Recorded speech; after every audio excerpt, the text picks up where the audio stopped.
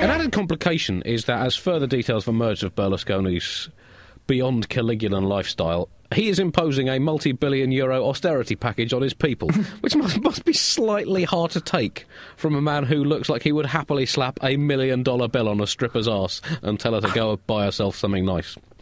But that's the point. And like you say, he refers to himself as Prime Minister in his spare time. So it's amazing he's even got time to try and do this. Because presumably he would put on his tax form that his real job was Duke of Banging. Now, I'm sure that everyone's thinking, well, that must be it. That was the title of your debut Edinburgh show, wasn't it, Tom? It was, and it was misunderstood. People thought there was a second meaning there, and there really wasn't. You might be thinking, well, that must be it. You can't get any worse than claiming that you're Prime Minister in your spare time. And now, I would say to that, do you not know who you're dealing with here? This is Silvio fucking Berlusconi. Fucking is literally his middle name. He had it changed by deed poll.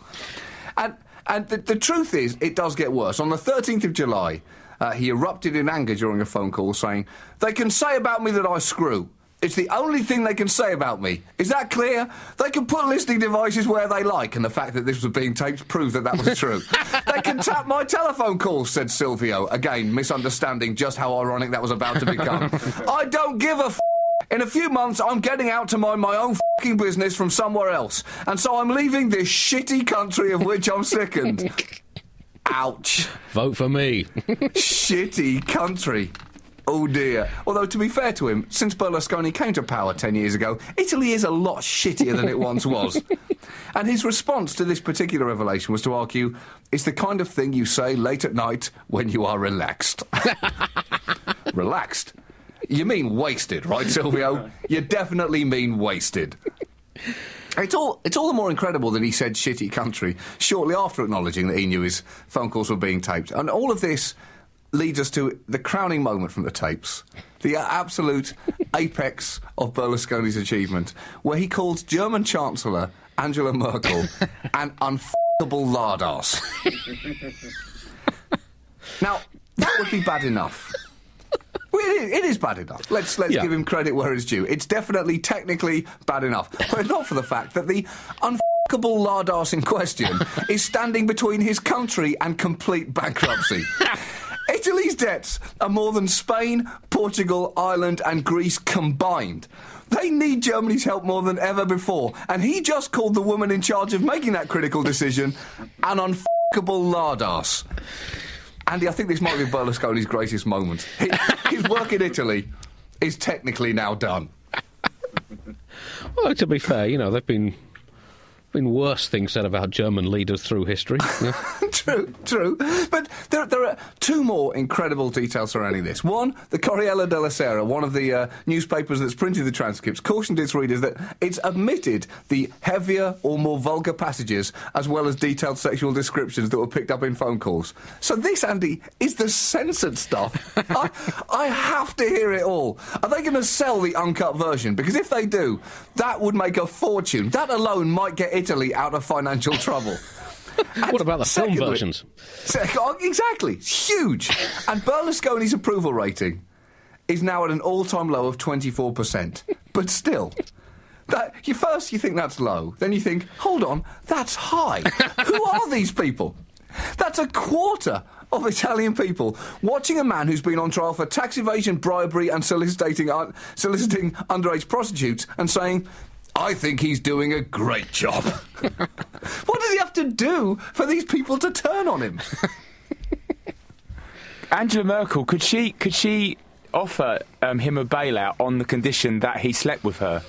Just to put his comments to the test. Yeah. Well, he definitely has no leverage whatsoever. So, you know, were she to want to do that, so that would be demeaning herself. To a very large extent. It must be very difficult for her to turn up to G8 meetings now without looking at him and the idiots around him thinking, you are a fucking moron. But just knowing that all the other delegates are thinking, well, you know, did he have a point?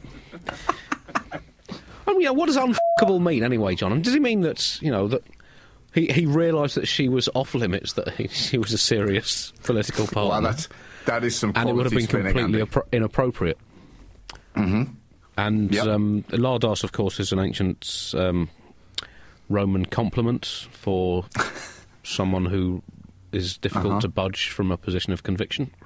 Okay. But it's just lost. It's just these things get lost in translation, John. It was pretty much a chat-up line. That's basically what I'm saying. So Standard & Poor's has downgraded Italy's credit rating officially from low-budget scooter to fully clapped-out moped, and it is basically going to join Greece in being sold off for scrap, probably by the end of next year. And the British Museum is loitering with intent, hoping to pick up some new trinkets.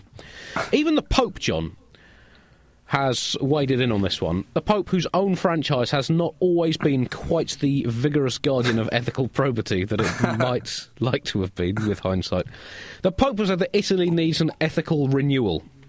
Now, I would say Italian politics does not merely need ethical renewal, it needs to be ethically taken back to the library with an apology, an explanation as to why it's 700 years overdue, and a blank cheque to pay off what presumably is an absolute humdinger of a fine. And on a recent visit to Germany, the Pope, on his old stamping ground, or at least his old goose-stepping ground at least, said, the Church is a net of the Lord that pulls in good fish and bad fish. In explaining some of the things that have gone a little wrong in the Catholic Church. The Church is a net of the Lord that pulls in good fish and bad fish. Now, that's a fair point. But it must be remembered that most decent fishermen would probably then throw the bad fish back into the sea, not cover up their existence for decades while attempting to pass them off as a perfectly tasty salmon mousse.